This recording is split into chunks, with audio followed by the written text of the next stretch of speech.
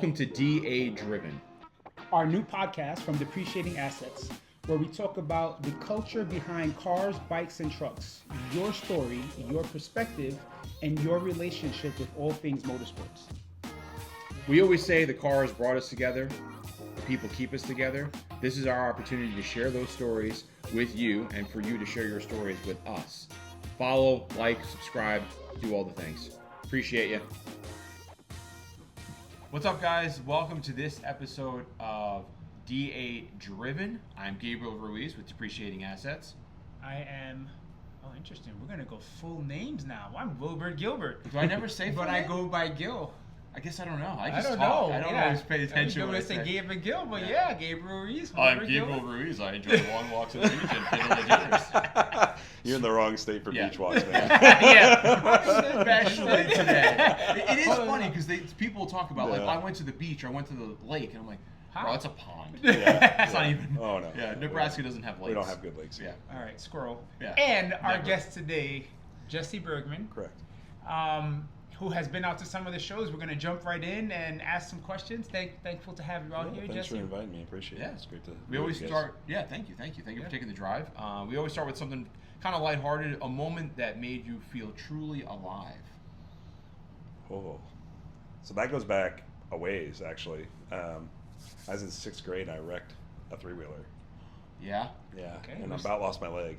Oh wow, we're starting to hear some stories about this. So please. Yeah, so I had an uncle who lived south of Kansas City, and every summer we'd go work on his farm. That was, my mom would kick us out and say, go do something. Of course, that's how it was back in the day, right? Yeah. Absolutely, Get man. busy. We weren't getting to sit around. And Street lights aren't on. What are you doing home? Yeah, exactly. That was definitely how I grew up.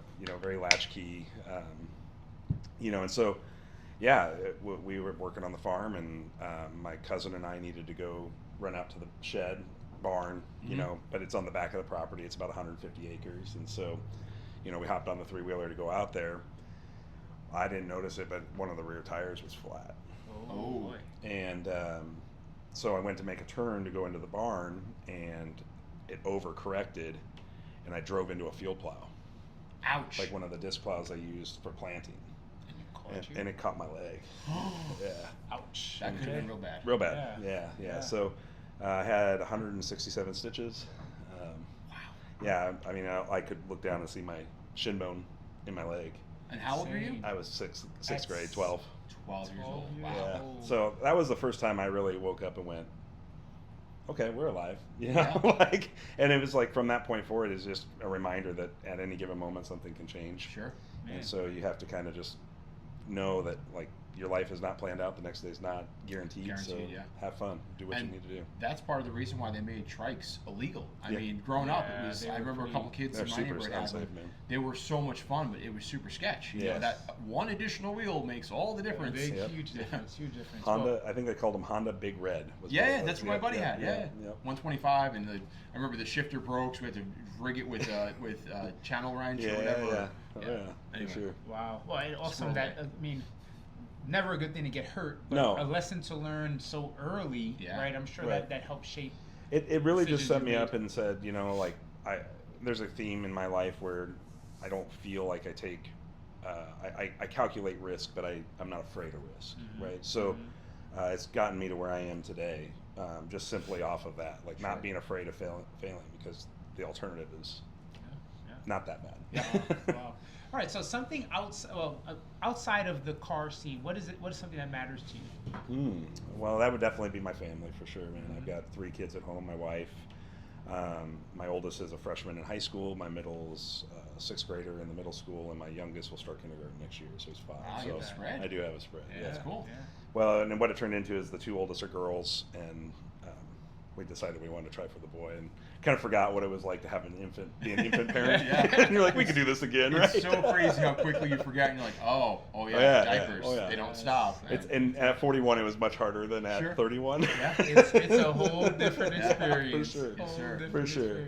So, so we did get the boy, which I'm thankful for. I would have been fine if we got a girl too, but at the end of the day, that was what we decided to try for and got what we wanted. Amazing. I mean, it goes back to the plan, right? Sometimes we don't know what the plan is. Never know. That's amazing. I just kept praying. I'm like, I don't want to pay for another wedding, man. Times three, sir. Times three. Right. All right. So tell us a little bit about your background. Like, where are you from? What shaped you? So, I know we touched on the trike thing. I mean, I'm sure that played a. It did. I'm from Lincoln. Okay. Born and raised. I went to school, like undergrad school in Tempe, Arizona, but not at ASU. I mean, everybody's like, "Oh, you went to ASU?" I'm like, "No, it was a little private small college down there, right next to ASU." We got some of the benefits of being near ASU, but not. That's right. Yeah. Exactly.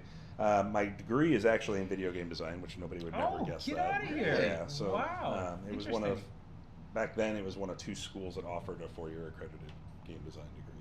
That's cool. Now, obviously, it's standard curriculum in a lot of schools, but and so I kind of learned an early lesson though that like going to work for somebody is not really where it's at, even in that space. And so I started my first business when I was 19. We did automotive performance, specifically building import cars because nobody was doing it around here. And so I did that with 2 other partners. One of them has been to DA shows. That's Jason Fredericks. I don't know if you know Jason, but he's got an orange C8 convertible. And he and I, we kind of all set out and said, well, we're going to pay for college by doing this. And that's what it was, really. Amazing. And then once we got out of college, we all started kind of circle up the wagons, so to speak, and say, okay, can we scale? And we all kind of decided we were going to want to go different ways and separate ways. So I shuttered the business, but we shuttered the business in the black, going nobody anything, and that's always where you want to be when you do those kinds of things. So many lessons, especially at that young age. That's amazing. Yeah, so that was my first business. I don't even know how many businesses I've had now. Some fail, some haven't. I'm an entrepreneur still to this day, other than a brief stint with a company that I worked for, just because they were kind of. Honestly, they were golden handcuffs, man. Like he's like, how do I say no to this? So, nice. Very fortunate. Sometimes the offers, you're like, that's a great offer, and then you remember. Oh yeah. And it comes with giving your whole life up to somebody else, and I'm like, if I'm going to give my life up, I'm going to give it up for myself. So, so I've been an entrepreneur ever since. We started. My wife and I started our a business together in 2017. Broke ground on our building. We built the building from the ground up, owned the real estate, and that opened in 2019, and that is still functioning to this day. What's that? It's a Primrose School, so it's an early childhood education center, and it's down in Lincoln. We added a second location with a partnership with Huddle, so we have a corporate partnership with Huddle, providing childcare for their corporate location. In Huddle Lincoln. Sports. Yes. Okay. Yeah, they do all of the.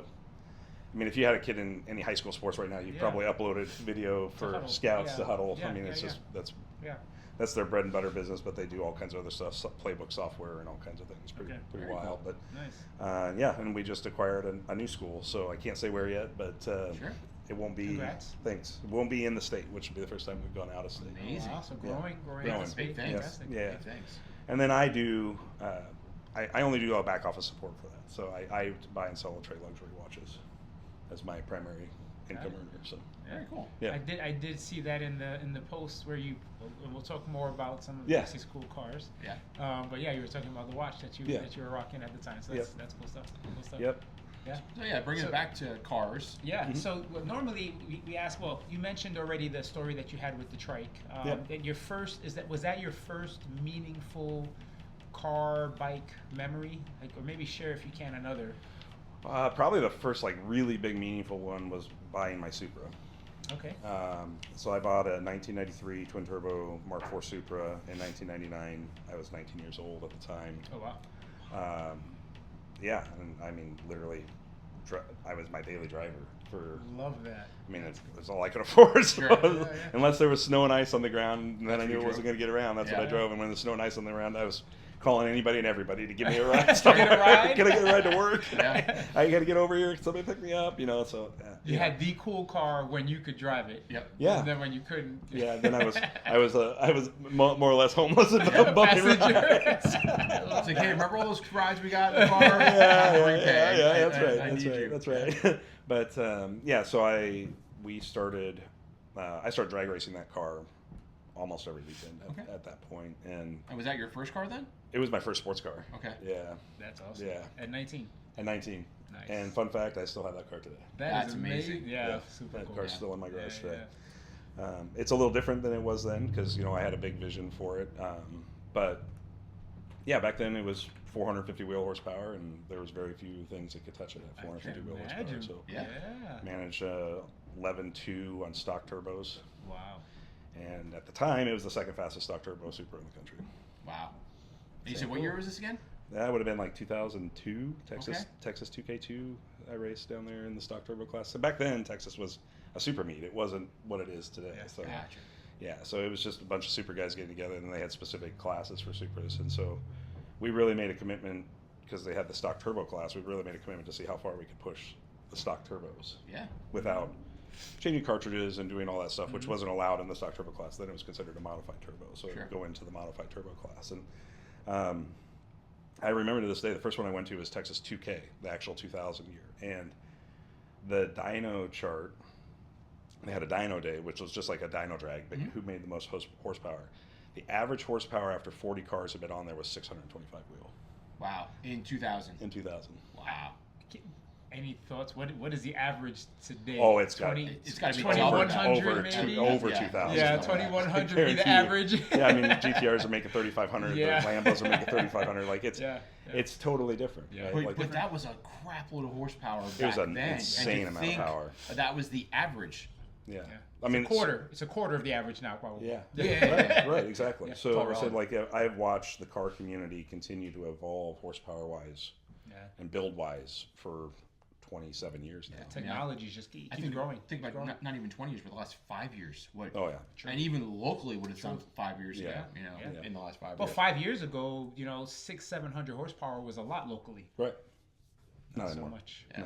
I would argue that the number's a little lower than that, but even still, like, it's Well, but 6-7, you were at the top of the, top, You would top. probably have a hard time. I bet 5 years ago you'd had a hard time finding decent races at 700 horse. Yeah. Like, Yeah. there just wouldn't be. That's what I'm saying. So like that would be peak, whereas now I feel like peak in town is 12, 14, 15, and again there are a lot, Over two. but- two. Yeah, there are a couple over two. For and sure. there are a couple of it too, Yeah, but like yeah. that circle becomes a lot smaller. Yeah. It does. So what was your first car?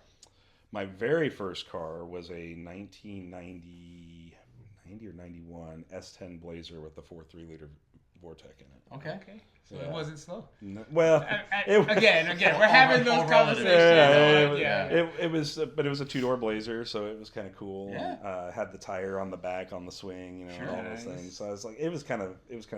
Manual or auto? Oh, it was an auto. Okay. Yeah. There was a time and period in there where, before I bought the Supra, I had considered converting it to a Typhoon, Okay. but I was like, I don't know. Like, Yeah. The Typhoons back then, they were They're badass, right? badass. Like, if They're you see a Typhoon on the road, you're like, Even if I still see one now, Yeah, whether true, it's true. first Now or it's second crazy. gen, I'm like, Yeah. those things are cool. yeah. They're- I'm not an American car guy, but I would have one of those in my Yeah, stall, yeah, for 100%. No, it's American tech, but it's kind of not. It's based on Sure. what a lot of what the Germans were doing back Fair. then, Yep. Fair. So yeah. So when did it become more than a hobby for you? Well, obviously when I started the business, for sure, that was when it first became more than a hobby. But when it really settled in as like, this is just something that's part of who I am, was really somewhere in the mid 2000s. I became very interested in not just my own car and driving fast. It became about like, like I said, I have the game design degree. Well, part of it is I like design aesthetic. Like Fair. I like to look at a vehicle and see it and just respect the artwork that it is, Sure. right? So I'm not just solely. In fact, even more so today, I'm less about going fast than ever before. Like it's just, Interesting. I think I'm more interested now in driving experience and how the car makes you feel. And I mean, obviously that, like, if you're a content person, that's really hard, right? You're probably not gonna make content on how a car makes you feel because it's hard No, to. I mean, Well, it's that's, hard to sell. that's actually what this is, Yeah. right? Because the feeling is the biggest part of the experience. Yeah, It's, I agree. it genuinely is. It But genuinely is. even if you look at like the old school Top Gear shows, when Yeah. the guys are driving, they aren't always the fastest cars, but they get. And I watched the show and I'm Well, intrigued. Clarkson because was probably the best at it. He For was. sure. He definitely was. But I think Yeah. about the way they describe it, and I'm like, yes, I feel all those things, but I don't know. Like, first off, that would be a dream job for me. Yeah. But I think I would be pretty bad at it because I couldn't describe it. Articulate it. Yeah, the Yeah. way they do. Like, Right. even now, I'm having a difficulty sharing what that is, and I would have the same thing in that car. Like, this is awesome. This is so cool. But nobody knows what that means. Yeah, what does that mean? And really, like, one view, they're like, this guy's an idiot. Yeah, whereas he would sure. like he would intrigue the audience. So I don't know if you've watched vehicle versions at all, but he's probably one of the second best. Okay, no, I haven't. I gotta. Yeah, it's good. It's pretty good. Yeah, It's pretty good. it's really good. So this may not really apply to you since you still have the Supra, but do you have a one that got away? I don't right now. That's a great question. So just to kind of qualify that a little bit more, we interviewed someone else, and they actually shared the one that they wanted to buy and got sold before they. And that was about where I was headed. And I never interpreted the question that way. I was like, oh, okay, cool. So that's weird. 2015, I had the chance. I don't know if you remember, but Lexus here in Omaha had an LFA Nuremberg. Ooh. And Would have been before my time, but that was a cool car. yeah, and it was asking price at $450 at that time, and I had the ability to buy it. It just seemed like a lot of money. A lot to do. Yeah. Yeah. Hindsight, right? Hindsight. It is a cool car, but that's a lot of money for that car. And realistically, when you read up on that car, most people are like, the car hit the scene 5 nobody years too wanted late. it. Yeah. So nobody wanted it. Because it came out too late. Like, they missed the window. Yeah. Nobody wanted it. What I found out later that I kicked myself on is that car has a VIN error. Oh. That particular one? Ooh, so even Its more VIN valuable. says it's a black car, but it was painted by Lexus in like the burgundy red, like metallic. Okay. But the VIN says it's a black car. Oh, wow. So what does it's that mean for one value? Rare, one of one, right? Well, it's If I'm the literally a only one. with the I mean, VIN. it's a Nuremberg, so there's only like 50 of those. Okay. Yeah. And then It was a only one whoopsie. with it was a the whoopsie VIN. from Oh, Lexus. Wow. Wow. And How so- do you put a value on Who knows? that? Yeah. Who knows what it'd be worth, right? That would be one of those kinds of cars where if you were to buy it and you ever wanted to sell it, you're definitely putting it through a Mecum or Barrett or you know somewhere Yeah, where because you don't have comps. right. Yeah. There's no way to comp it. Yeah. So maybe if you could share an awesome story on the On that LFA, one. that would have Yeah. been for sure. Yeah. So that was my if that was one that got away, that was would be probably it. the one. Yeah. But you know, it is what it is. So Sure. maybe if you could share your current lineup. What do you have? Yeah, so I have 3 cars in my current lineup. I just sold a 2018 Corvette Carbon 65. Oh, you sold it? I did. Okay. Yeah. Where'd it go? It's with my friend Robert and GP Customs down in Lincoln. Oh, okay. He's going to sell it too, but he was like, I'm going to bring it in. It's just a nice showroom piece. And Rob's a cool dude. yeah, I like Rob. So so he's got it right now. It is for sale. If somebody wants to buy it, he would make There it. you go. But yeah, I mean, that car was the only one in the state. There's a national registry for them. Oh. It was car 156. All the cars were numbered. There's 650 of them total. That particular configuration, because there were some options you could check on those cars. There were 93 that were like that out of the 650. So pretty rare car. Pretty rare car. Yeah. But I sold that car, replaced it with a 2001 gated 360 Spider TDF. So added a prancing pony to the garage, I guess. But Yeah. So a video of it looks beautiful. Can't wait to see it. In yeah, I'm person. excited to show it. It's a little bit of a fixer upper, but I kind of wanted another project. Like Sure. I did all the work on my Supra myself, and so that particular car, I'm basically done with it. Like there's outside of maintenance or problems, which we can talk about owning a modified car. It happens. It happens. I wanted another little project, but I didn't want a performance project. Like I know how to do performance projects. Mm-hmm. I've done many. I mean, early 2000s, I was building 400 and 500 horsepower Neons and Eclipses here. So Sure. Okay. I mean, like I know how to build. Yeah.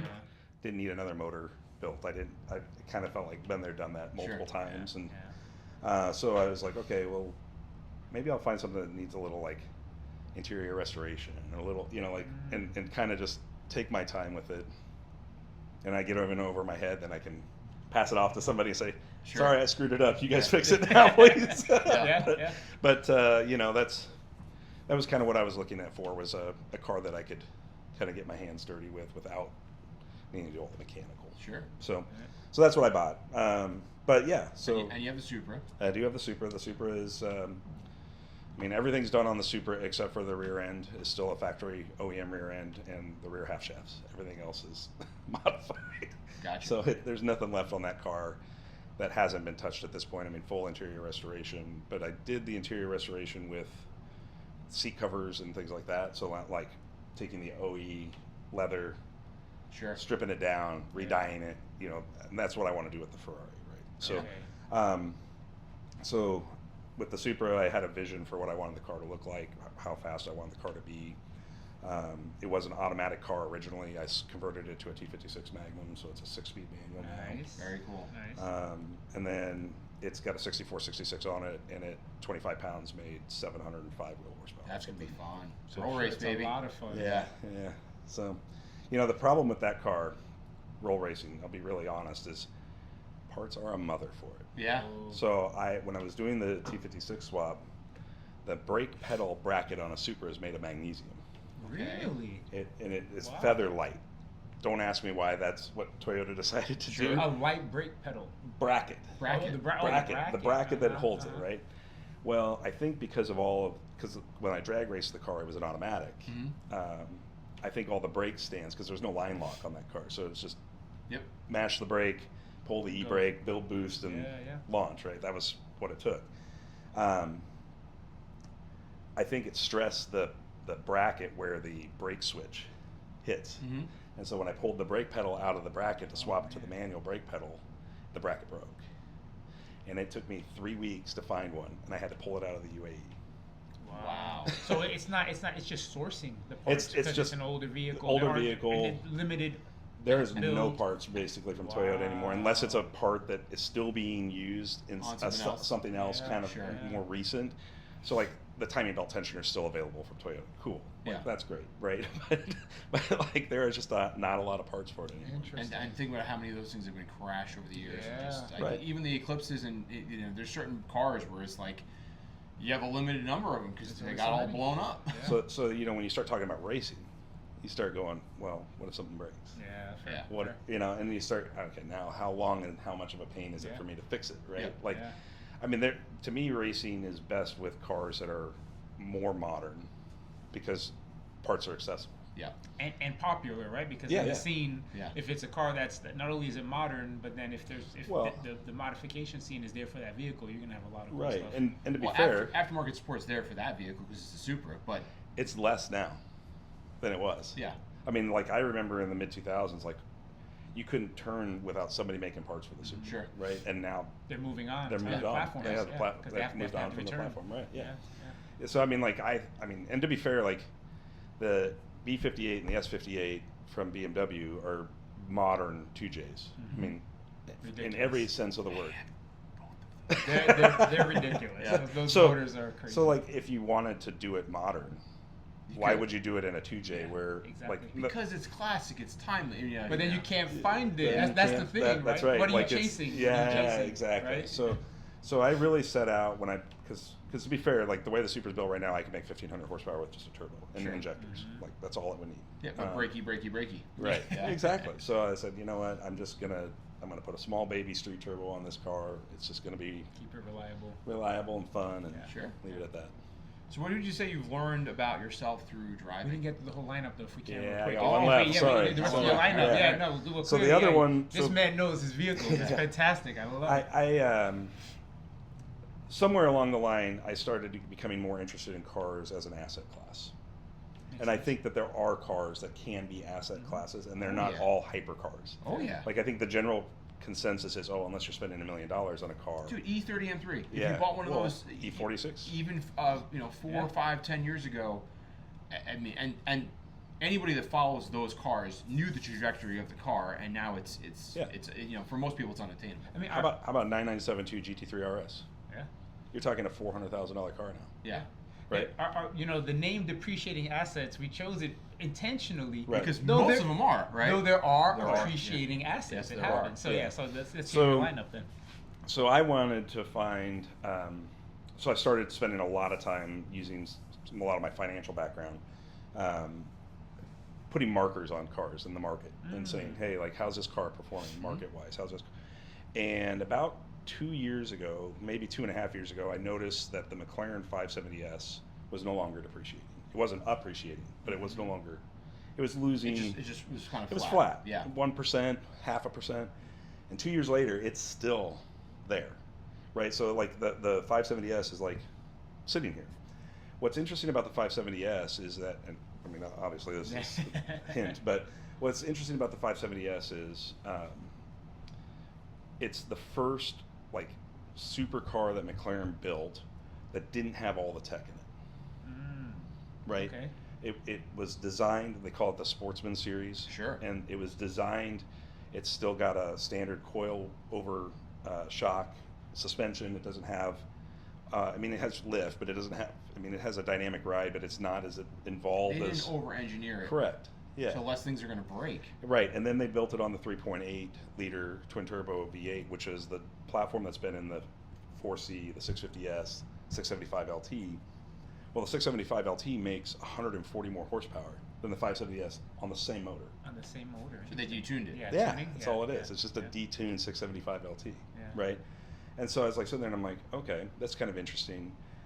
Watching the market sit on these cars and be an entry-level supercar that's not just falling to the ground, Mhm. right? And then I started doing some more research and found out about McLaren's MSO program, which is kind of similar to like the tailor-made Ferrari program. Okay. It's you have to be somebody to order an MSO car. They're coach built, generally by O'Gara Coach out of Beverly Hills for the U.S. So Okay. they don't always put them over in Europe either. Like, Okay.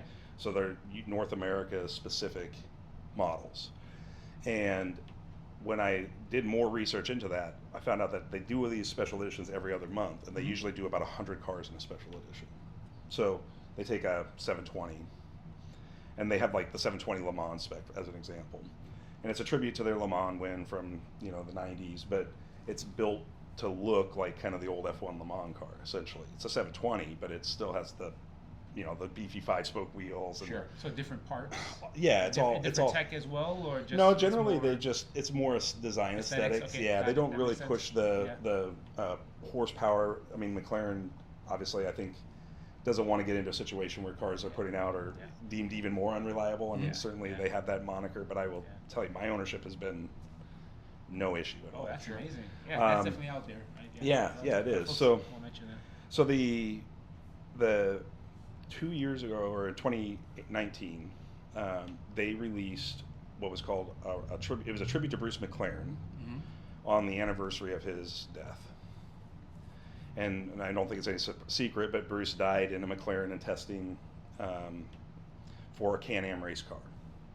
And so they called it the Racing Through the Ages series, and it was a tribute to the stages of racing for Bruce.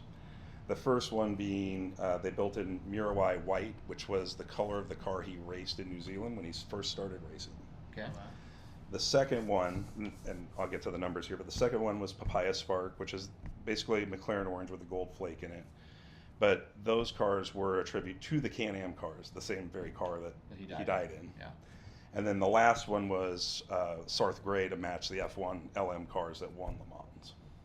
And so they called this series Racing Through the Ages. They built 6 cars, a matching pair, coupe and spider in each of the colors, all on the 570S platform. On the same platform. Wow. Okay. And I am the proud owner of one of those. That's That's pretty amazing. So I didn't realize there was that much history with that the model that you own. That's Yeah. amazing. Yeah. So mine is the Papaya Spark. That's why if you ever see my car at a show, it's the orange. It has the GT4 stripe on it. Mm-hmm. That's more of a homage to the F1 Mhm. liveries because it uses the colors that were in a lot of the F1 liveries. And then the rear spoiler is Burton Blue, which was what the M8 car had, was when they were finally allowed to put rear spoilers on them. McLaren painted it Burton Blue. Interesting reason why Bruce painted all his cars orange was because back then TVs were black and white and the orange stood off. Oh, it popped a little bit more. Brilliant. Yeah. Brilliant. Yeah. Did not know that either. Yeah, Yeah, That's so cool. The more you know. yeah. Yeah, so I mean, for me, that was just exactly the kind of thing that I thought had the potential To as an asset appreciate. to Yeah. appreciate. Yeah. And it wasn't a car that was going to cost you $500,000 or, Yeah. $1 million to do it. Amazing. So other than the McLaren, what else do we have in the? Well, just daily drivers. That's why yeah. you wanted to go back to this topic. I see. You know. there's So my daily driver is a 23 Tundra. It's nothing exciting, but it. Oh, okay. We can it's- stop the recording. But my wife's car, I mean, she had a BMW XB7 Alpina. We just traded that away. Gorgeous Yeah, car. very nice car. She misses that car. Sure. But we live in a community that's about 40 minutes from our businesses. And so, you know, at the end of the day, we needed something a little bit more fuel efficient. Sure. I mean, and I told you guys before we came on the show, like, we've had this new car a month. She's already got 3,000 miles on it. She drives a lot. So you can imagine what the fuel costs for an XB7 with 630 horsepower. Thirsty.